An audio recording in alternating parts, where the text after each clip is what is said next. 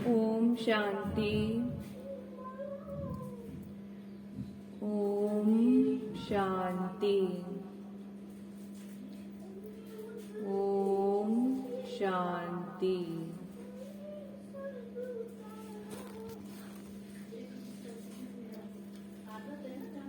आज सुबह सुबह बड़ा सुंदर गीत बजा। जहाँ डाल डाल पर सोने की चिड़िया करती है बसेरा, वो भारत देश है मेरा, वो भारत देश है मेरा। भारत फिर से सोने की चिड़िया बनने वाला है। फिर से यहाँ पे देवी देवताओं का राज्य होगा और खुशी, प्रेम, आनंद में सब अपना जीवन जिएंगे। कोई चोरी नहीं होगी वहां पे, कोई मर्डर नहीं होगा, कोई दुख नहीं। सब आत्माएं प्रेम से अपना जीवन जिएंगी। और परमात्मा आए हैं पृथ्वी पे सत्युग की स्थापना करने। उसके लिए मुरली क्लास होगी सुबह 8 बजे और शाम को 4 बजे।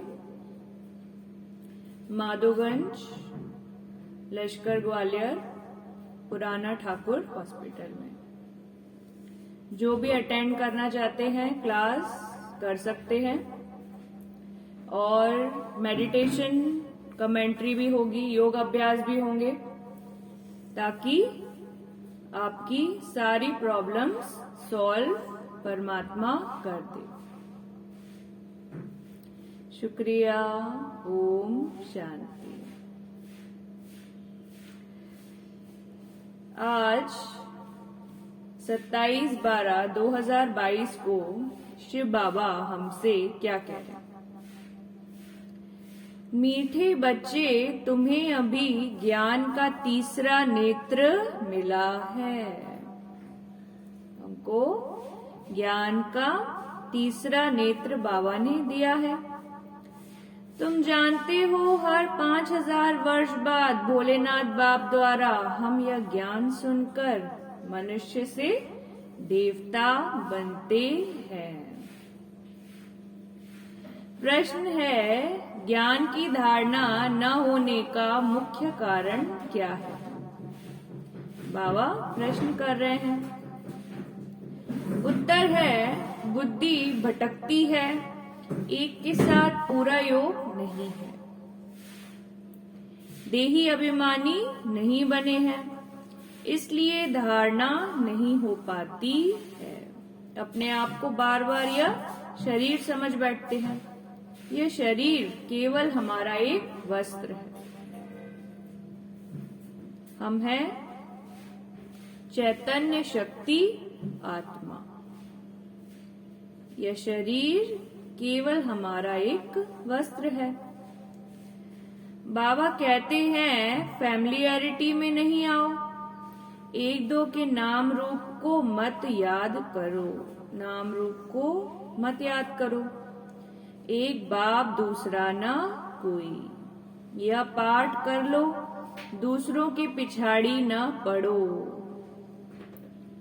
बाप से राय लेते रहो, इससे तुम दुख से लिबरेट हो जाएंगे। किसी और से राय लेंगे तो वो अपने स्वार्थ के हिसाब से आपको बताएगा, लेकिन जो परमात्मा है वो निस्वार्थ ही है। वो आपसे निस्वार्थ प्रेम करता है, इसलिए वो आपके साथ कभी भी गलत नहीं करे। वो आपको कभी भी दुख नहीं देगा। दुख तो हमें माया देती है। माया के चंगुल में हम फंस जाते हैं तो माया ही हमें दुख देती है। इसलिए बाबा आए हैं हमें माया से छुड़ाने, और सुखधाम ले जाने। सभी आत्माओं को अपने घर परम धाम सुखधाम ले जाने आए हैं बाबा। तो यह परमात्मा का कार्य है, सर्वशक्तिवान परमात्मा का, जिसने ये सृष्टि को बनाया, जो इस सृष्टि का मालिक है। तो आपको उसकी ही सुननी है और किसी की भी नहीं सुननी है। धारणा भी अच्छी होगी। गीत है भोलेनाथ से निराला। भोलेनाथ है देने वाला। जो शिव बाबा है वो भोले बाबा भी बोलते हैं उसको, क्योंकि वो बहुत भोले हैं। वो अपने बच्चों को सब कुछ दे देते हैं, जो उनके बच्चे दिल से मांगते हैं वो सब कुछ दे देते हैं अपने बच्चों को। भोलानाथ शिव बाबा को तो कहते ही हैं। भोलानाथ होकर गया है और बरोबर बिगड़ी बनाकर गया है। भोलानाथ जो है वो बिगड़ी बनाने आए हैं पृथ्वी पे। आदि मध्य अंत का राज बताकर गया है। इसलिए भगत गाते हैं, तुम बच्चे जानते हो जिस भोलेनाथ का गायन है, जो बिगड़ी को बनाने वाला है, वो हमारे सम्मुख बैठा है, वो हमारे सामने बैठा है। भगत भगवान को याद करते हैं, उनकी महिमा गाते हैं और बाप अपना पाठ बजा रहे हैं। बाप ने ही आकर अपना परिचय दिया है बच्चों को। बच्चों की बुद्धि में बैठा है कि बाबा जो समझाते हैं वह बरोबर कल्प कल्प समझाते हैं।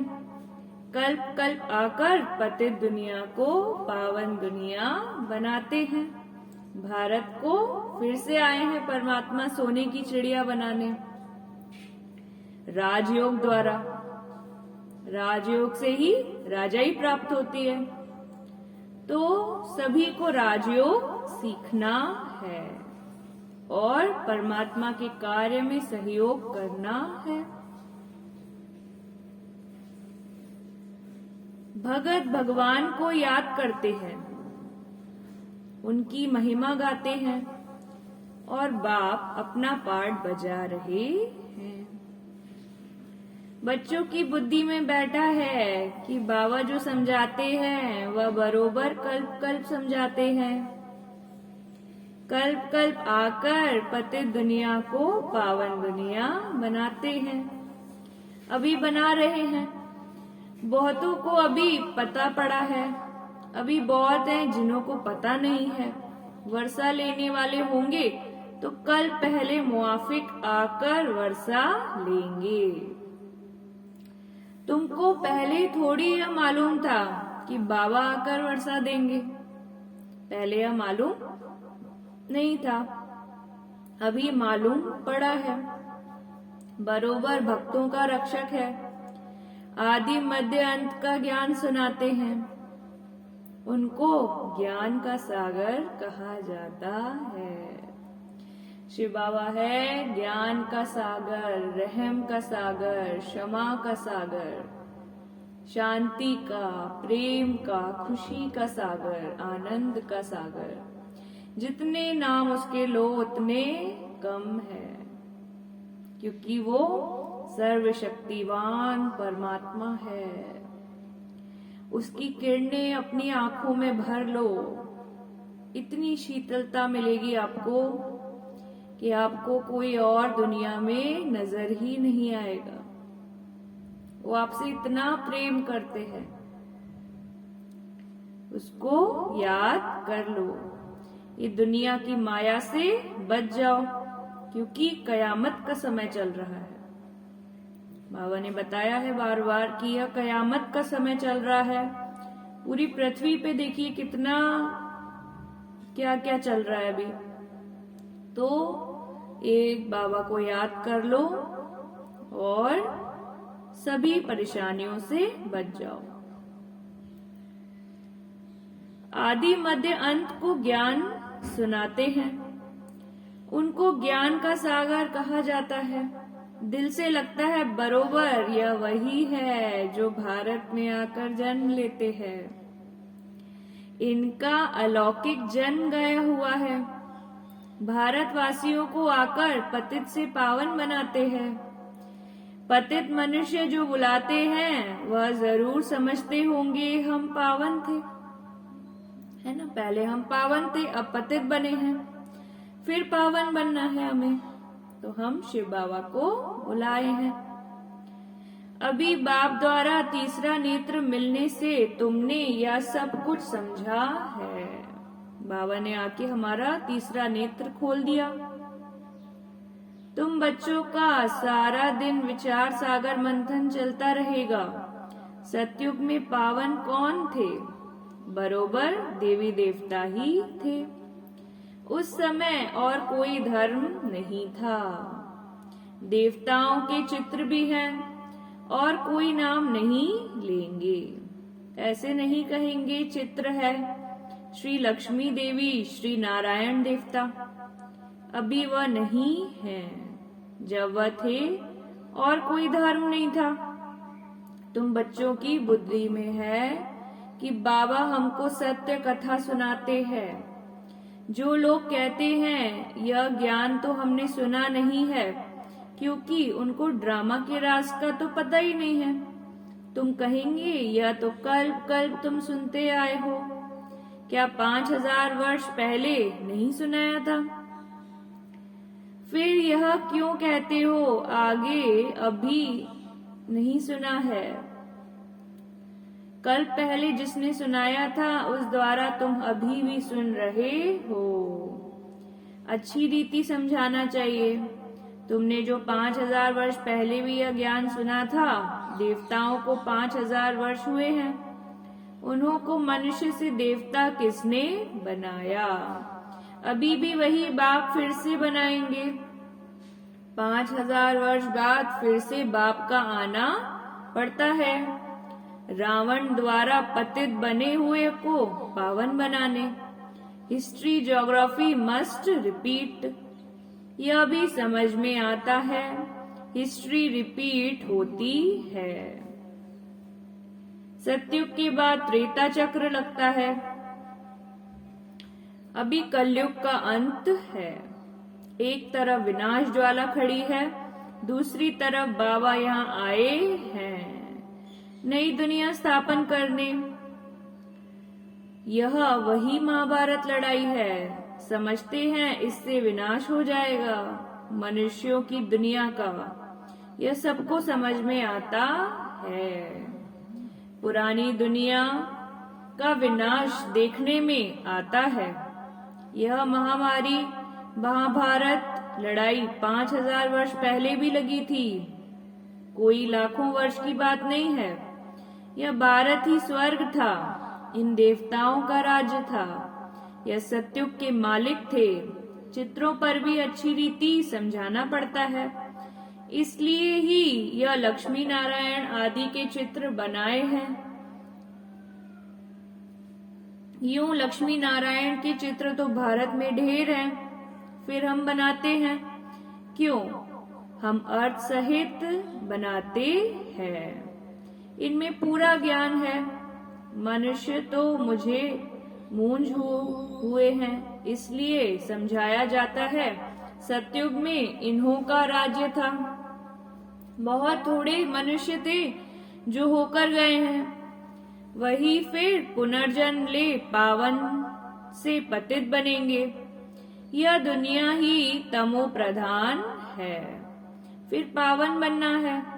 समझानी तो बहुत सहज है। बाप कहते हैं मैं तुमको 5000 वर्ष पहले की कहानी सुनाता हूँ। लॉन्ग लॉन्ग एगो यहाँ इन लक्ष्मी नारायण का राज्य था, अथवा क्राइस्ट से 3000 वर्ष पहले सतयुग था। क्राइस्ट के पृथ्वी पे आने के 3000 वर्ष पहले सतयुग था पृथ्वी पे, जब भारत सोने की चिड़िया था। सभी आत्माएं बड़ी सुख से जीवन जीती थी। कोई दुख नहीं, कोई कष्ट नहीं, कोई किसी को गलत नहीं कहता था।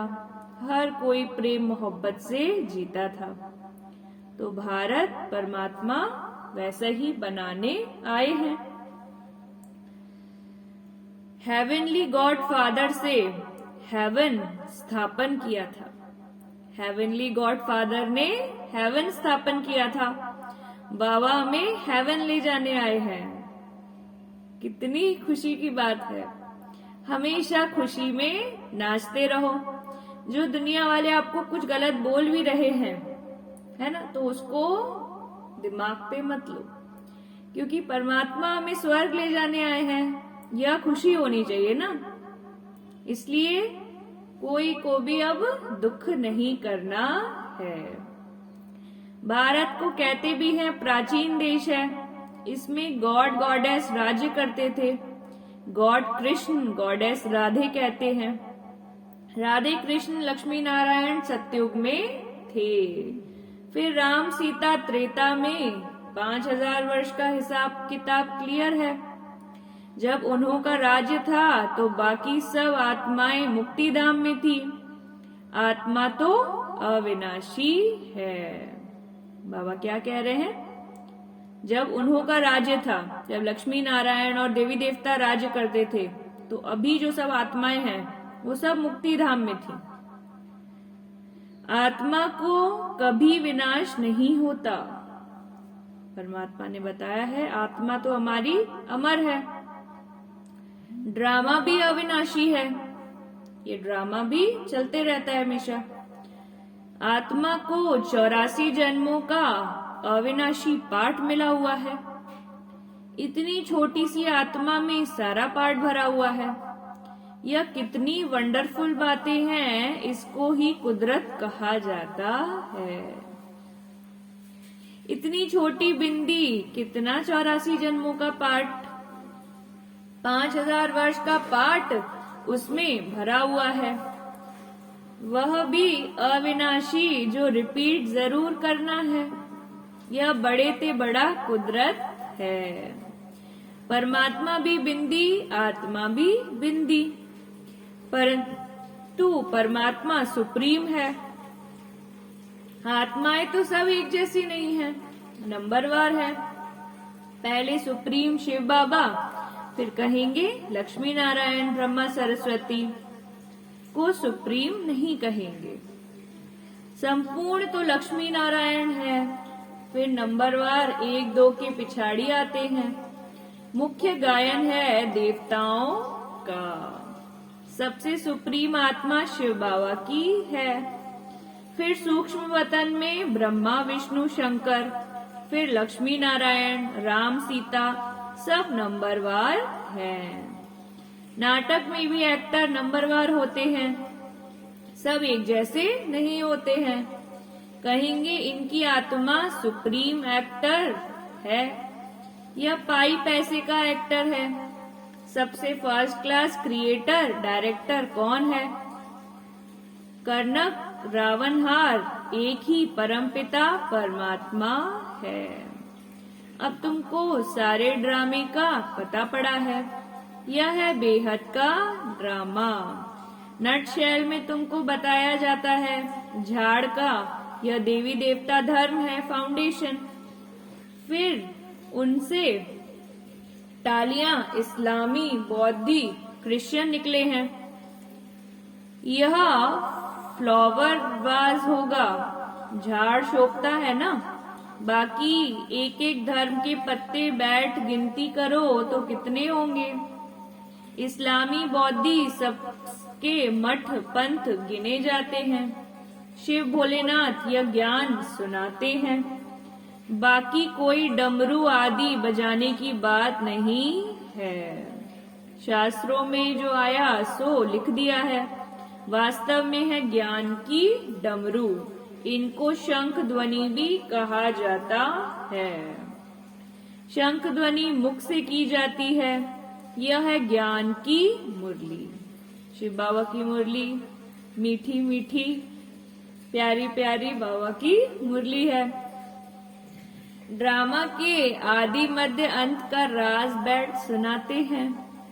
आत्मा बिंदी मिसल है। जिसमें सारा पार्ट नूंदा हुआ है, वह क्रिएटर है, वो एक्ट भी करते हैं, अच्छा पार्ट वह लेते हैं।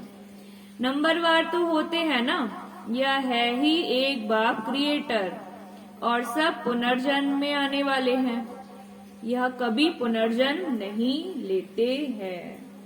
जो परमात्मा है वो कभी भी पुनर्जन्म नहीं लेते हैं। हम आत्माएं पुनर्जन्म के चक्कर में आती हैं। इनका अलौकिक जन्म है। तुम जानते हो कैसे आकर प्रवेश किया है। दूसरी आत्माएं भी प्रवेश करती है ना।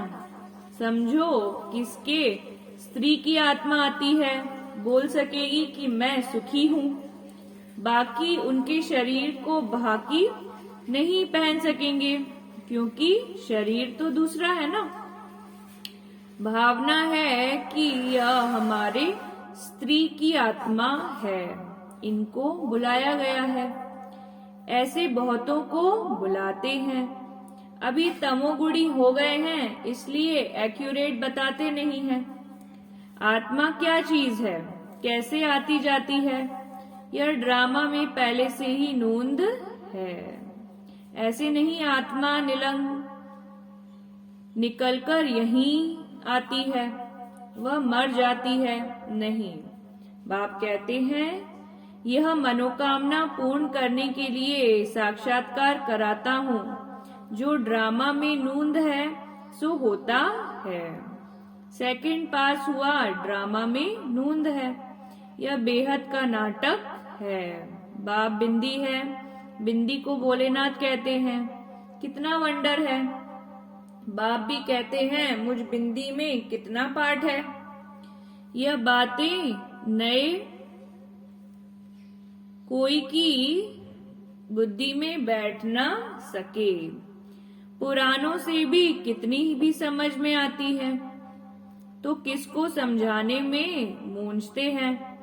जैसे रेडियो में कोई बात करने में मूंझते हैं, इसमें मुरली बड़ी फुर्ती से चलनी है, वह पढ़कर सुनाते हैं। यह है ओरली। बाप भी सब कुछ ओरली सुनाते हैं। तुम्हारी बुद्धि में धारण हो रही है। कल पहले भी तुमने धारणा कर बहुतों को सुनाया है, फिर वह ज्ञान खत्म हो गया, अब फिर रिपीट होना है। यह ज्ञान कोई साधु संत की बुद्धि में नहीं है। वह परमात्मा को नहीं जानते। वह कह देते हैं आत्मा परमात्मा में मिल जाएगी। मिलेगी फिर कैसे? अभी तुम्हारी आत्मा जानती है कि हमारा बाप आया है, हमको नॉलेज दे रहा है, फिर हम बाबा के साथ घर जाएंगे। यह तुम बच्चों को रूहानी नशा है। यह है तुम्हारा प्रवृत्ति मार्ग। बहुत तुमको कहते हैं कि तुम तो कुमार अथवा कुमारी हो, तुमको विकारों का अनुभव ही नहीं। हम तो विकारी गृहस्थी में रहने वाले हैं, तुम हमको यह ज्ञान कैसे दे सकते हो?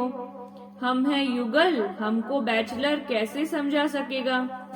हमको तो युगल समझाए जो अनुभवी हो, विकार में गया हुआ हो, वही तुमको समझा सकते हैं कि हमने ऐसे जीत पाई।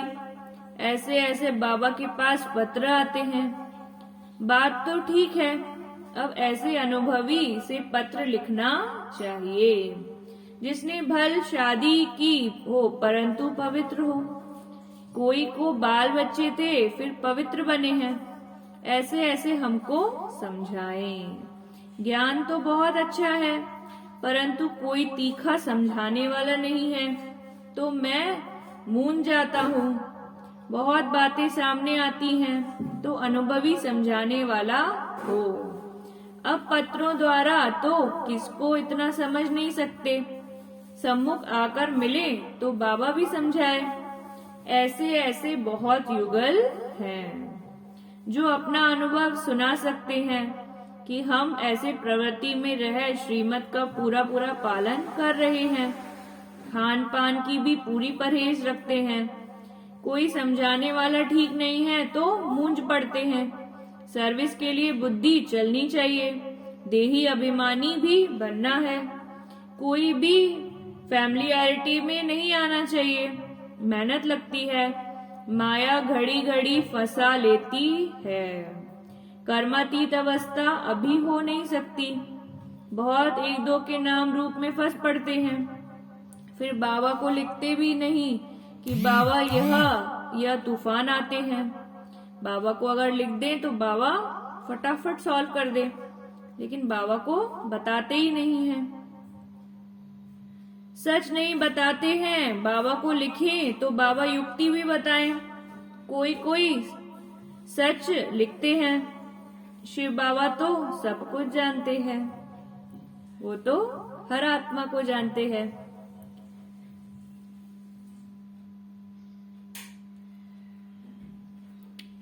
समझाते हैं अगर ऐसी कोई चलन चली तो धर्मराज द्वारा बहुत दंड भोगने पड़ेंगे। सारा दिन ख्यालात चलते रहते हैं। सेंटर पर आते हैं, कहते हैं फलानी बहुत अच्छा समझाती है, परंतु अंदर शैतानी भरी पड़ी होगी।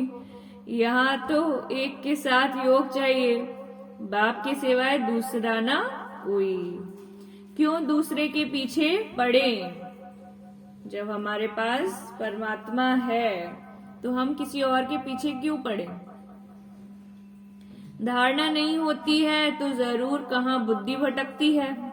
फिर राय भी नहीं पूछते हैं, डरते हैं। बाप कहते हैं माम एकम याद करो, इस याद से ही तुम्हारे विकर्म विनाश होंगे, दुख से तुम लिबरेट हो जाएंगे।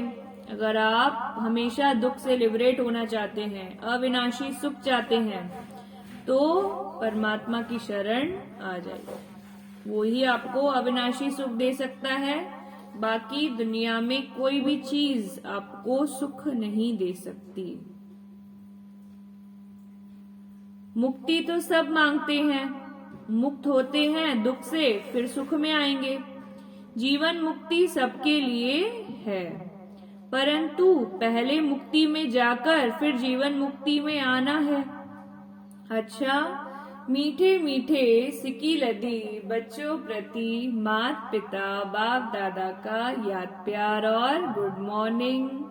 रूहानी बाप की रूहानी बच्चों को नमस्ते। हम रूहानी बच्चों की रूहानी बाप दादा को याद प्यार गुड मॉर्निंग, नमस्ते नमस्ते, शुक्रिया बाबा। धारणा के लिए मुख्य सार। बाप समान ज्ञान की शंख ध्वनि करनी है। बाप समान पूरे विश्व में ज्ञान की शंख ध्वनि करनी है। जितनी यह ज्ञान की ध्वनि करेंगे उतना वातावरण पवित्र हो जाएगा, उतना वाइब्रेशन सब जगह की पवित्र हो जाएंगी। आप अपने घर में मुरली पढ़ेंगे तो आपके घर की वाइब्रेशंस भी पवित्र हो जाएंगी। इसलिए यह मुरली नहीं छोड़नी है। सिर्फ पढ़ करके नहीं सुनाना है, धारणा करके फिर समझाना है। खान पान की बहुत परहेज रखनी है, बाबा ने बोला है, क्योंकि जब हम बाहर का खा लेते हैं तो उससे हमको दोष चढ़ता है और उसके बाद विकार आ जाते हैं हमारे अंदर। इसलिए हमें बाहर का कुछ भी खाना नहीं है।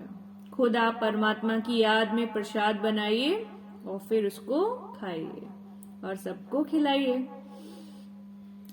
श्रीमत का पालन कर प्रवृत्ति में रहते हुए कैसे पवित्र रहते हैं, यह अनुभव दूसरों को सुनाना है।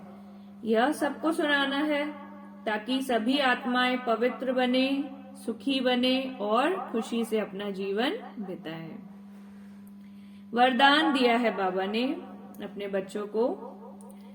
साधन व सिलेक्शन के प्रभाव में आने के बजाय प्रकृति को दासी बनाने वाले विजयी भव। क्या वरदान दिया बाबा ने? साधन व सिलेक्शन के प्रभाव में आने के बजाय प्रकृति को दासी बनाने वाले, प्रकृति को जो देवी देवता हैं वो दासी बनाते हैं। प्रकृति हमारी दासी है। विजयी भव, परमात्मा हमेशा अपने बच्चों को वरदान देते हैं विजयी भव, कि मेरे बच्चे हमेशा विजयी हों। कभी भी योगी पुरुष व पुरुषोत्तम आत्माएं प्रकृति के प्रभाव में नहीं आ सकती। जो योगी हैं आत्माएं वो प्रकृति के प्रभाव में नहीं आ सकती। आप ब्राह्मण आत्माएं, पुरुषोत्तम और योगी आत्माएं हो।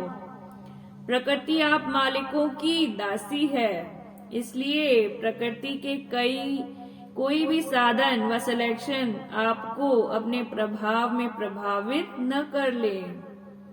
साधन साधना का आधार न हो, लेकिन साधना साधनों को आधार बनाए, तब कहेंगे प्रकृति जीत विजयी आत्मा। स्लोगन है, एवर रेडी वह है जो हर घड़ी को अंतिम घड़ी समझकर चलते हैं। हर घड़ी हर क्षण, अभी संगम युग पे हमारा अंतिम घड़ी चल रही है। कब शरीर छोड़ के जाना पड़े पता नहीं। अच्छा, ओम शांति।